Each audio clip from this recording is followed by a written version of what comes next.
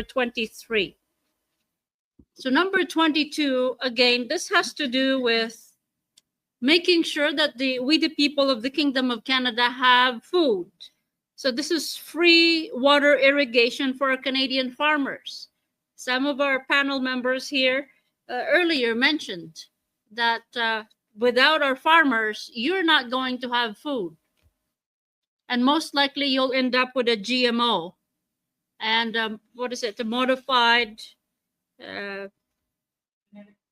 kinetically modified, chemically modified. Your Excellency, Deep Coming Soul, go right ahead. Let's start with Royal Decree, or go to Royal Decree number 22. So GMOs, genetically modified food. Now,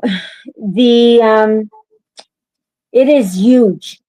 We grow quite large gardens here, and we have the river that we can water our garden with, and here we have a shallow well. If we didn't, the production that you get, because water is essential. If your crop is not having the right amount of water it needs, the production is greatly reduced.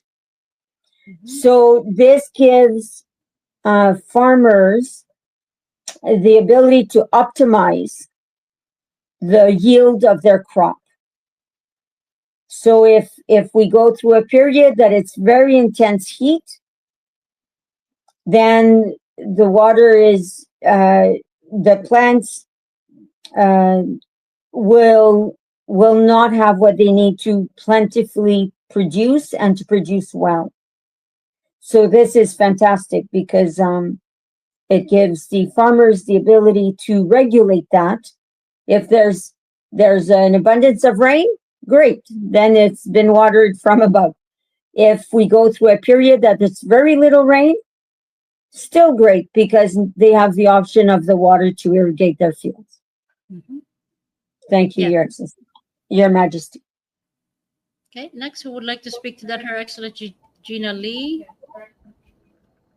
Thank you, Royal Majesty. I think of the water boards and how they like to restrict sometimes the farmers and how they're used to terrorize and commit crimes, artificial creation of famine, by preventing farmers to have the access to their water that they need in order to produce food for all of us.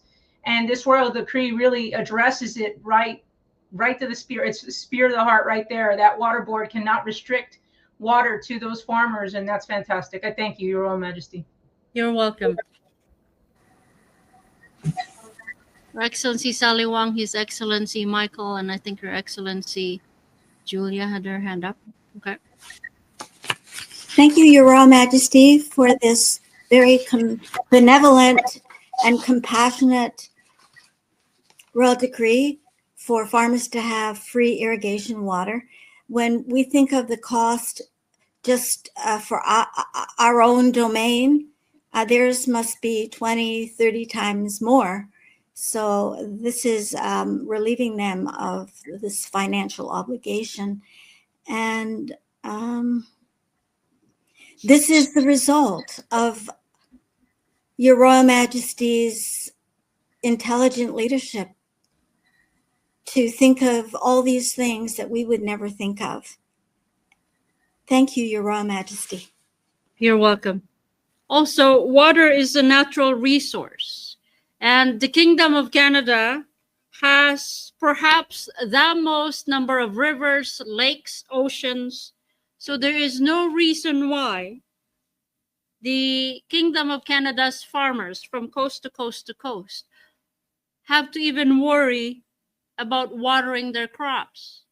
So again, because in the past we had a government, a system, a corporation that had turned everything into commercial rather than supporting the well-being of all Canadian nationals and ensuring the safety, security, and sovereignty of our food supply and supply chain.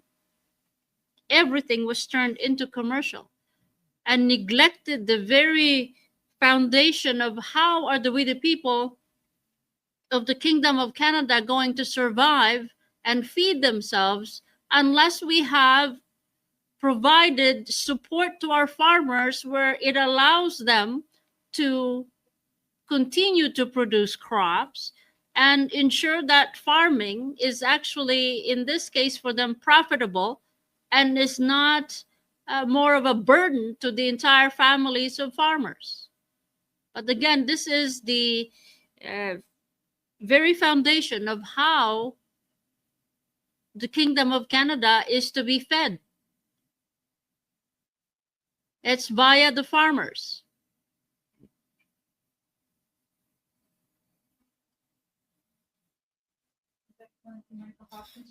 His Excellency Michael Hawkins, go right ahead, please. Thank you, Your Majesty. Exactly that. And as Her Excellency Deep Calming Soul touched on, water is the living essential of all life. And this royal decree goes hand in hand with the immense agriculture initiative that Her Royal Majesty Queen Romana Didulo I has provided for we the people, not only just growing food, but growing our hemp for production and clothing and building materials and other essentials to support all divine life. And I would like to also make a quick reference to Royal Decree 70327. Establishment of Farmers Bank is presented on Coffee with the Queen, with Her Royal Majesty and Right Honorable Second Prime Minister, His Excellency Kristen Justin Moffenbauer, and Her Excellency Darlene Ondi. These decrees underscore the importance of supporting farmers. And with 327, particularly in the context of Saskatchewan's agricultural significance during World War II, was the breadbasket that fed the world. And the Farmers Bank is designed to cater specifically to the financial needs of farmers, offering specialized services such as loans, and with a low industry rate, industry insights, and networking, and the whole shebang for we the people. So thank you very much, Your Majesty, for these royal decrees. Thank you. You're welcome. Okay, next. Her Excellency Julia. Yes, I want to touch a little bit on, everyone's covered important points. Is just another tying this into the psychological trauma that has been inflicted upon the people in the belief of scarcity versus abundance, and how that filters into our families and our children, and just the whole weight of Mom, don't burn that wood because you're polluting the environment, or there's scarcity, or that, this side of the street can sprinkle their water, their gardens for these hours on this kind of this. This isn't just about control. It's a psychological warfare, right, to make us believe that our environment is dangerous or unsupportive, or that there's limited resources, or we have to be competitive for resources, when the absolute opposite is true. We have so much water in the Kingdom of Canada. And we were marketing water. I was involved in that. I will admit to that. Designing fancy bottles and putting water in it and giving it a beautiful brand, and then shipping it off somewhere so that people can get rich, shareholders of the corporation can get rich. Mm-hmm. And, as you said, the commercialization has threads through all of this. And the mind control, the mass formation psychosis, the belief in scarcity, mm-hmm, goes through all of this. And so when you start untangling these knots for us, and we start to see the truth, and the light comes into the dark, then this is really where freedom starts to happen. And freedom, mental freedom, physical freedom, spiritual freedom, and for the next generation to not believe these lies that we are so burdened by, that the generations that have lived through this have been unnecessarily burdened by. And when you imagine when those restraints come off, the the renaissance of creativity, of creation, of freedom, of what will that create in the society? It's just, it may seem like a simple thing, water irrigation. Yes, it's food, but it's so much more than that when we start to really understand how free we are and how supported we are. Thank you. You're welcome. So to bring that to circle, we the people outside the democratic world were not enslaved. The people in the democratic world, or yes, democratic world, were the ones enslaved. You can start with taxation. Then you can start with all the restrictions, the mass psychosis inflicted on the we the people under the disguise of democracy, or wrapped and presented on a platter in the name of democracy, when in fact the entire system was designed to enslave not only physically, financially, but mentally and psychologically. So the largest invisible prison are those living in the Western world democracy.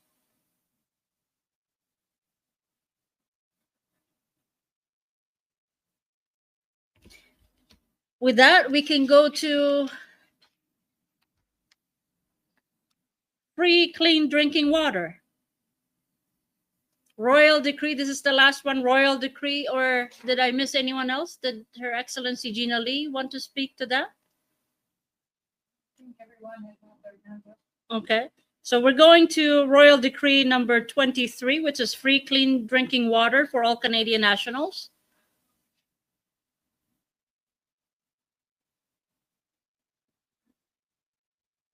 Okay, Her Excellency Gina Lee had her hand up. Thank you, Your Royal Majesty. The old system abused the people by stealing their natural resources, and just as Her Excellency, Julia Hicks had been stating, is that they went ahead and put us into a concept of scarcity, packaged that resource and sold it off to put more finances into their pockets at the expense of the individuals. But with this royal decree, it provides the Canadian nationals first rights of refusal. And to remind everyone what Her Royal Majesty has already stated is that water is a renewable resource, and there's plenty of it. I want to add too that there are desalinization technologies that have been in effect for decades, and I remember studying about them over 20 years ago. And it's pennies to have hundreds. I'm not 100% sure, but a large amount of water to be converted from salt to fresh is pennies, and totally capable of having this as a resource and plenty for everyone. And yet communities are given this propaganda to keep them enslaved. These communities in Africa, I think of them how they have little to no water, or they have to spend all day traveling down to the rivers when everything could be their infrastructure could be strengthened, and they could have access to their resources that's plentiful. And again, it's the propaganda to keep people enslaved, to keep us